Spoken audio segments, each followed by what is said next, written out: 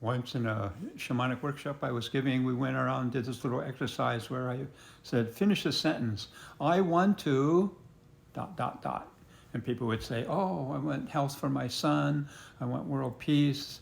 I want to continue my path to enlightenment. I want to kill animals. What? That stopped everybody.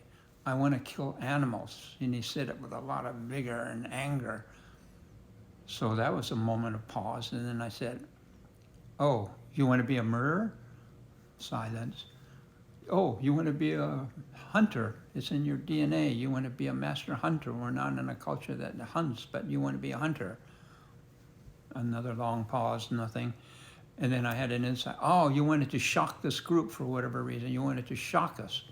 Yeah, now he comes alive. Yeah, because, I've been coming to these workshops for 3 years now. I read all the books and everything, and nothing really changes.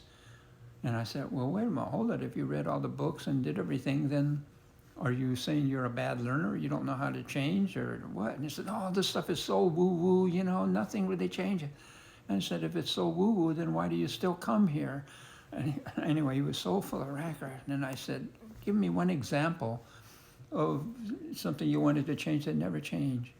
And he says, well, I just came back from visiting my father, and all we did was just argue. It's been going on for years. All we do is argue. So I said, well, if you applied all the teachings of these books and workshops, you would know how to stop meaningless arguments, especially if it's gone on for years. So you're a bad learner. Is that what you're saying? And that kind of caught his bluff, and he just blurted out, no, this is the only time I can connect with my father.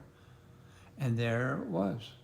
In his subconscious, he didn't want to apply the teachings to, in this case, his father, because he thought, it's a delusion, but he thought the only way to connect with his father was to continue what they're doing. They happen to be arguing. There's other things you can do, which we later talked about, but there it was.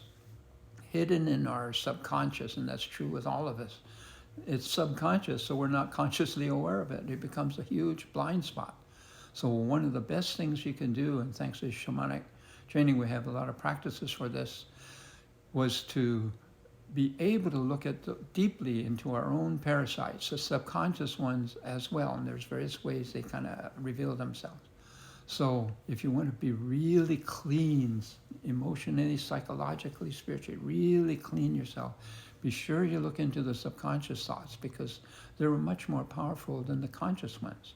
And as we say a lot, thoughts take form, and the subconscious ones are even more powerful. We don't even know they're there, and they just do whatever.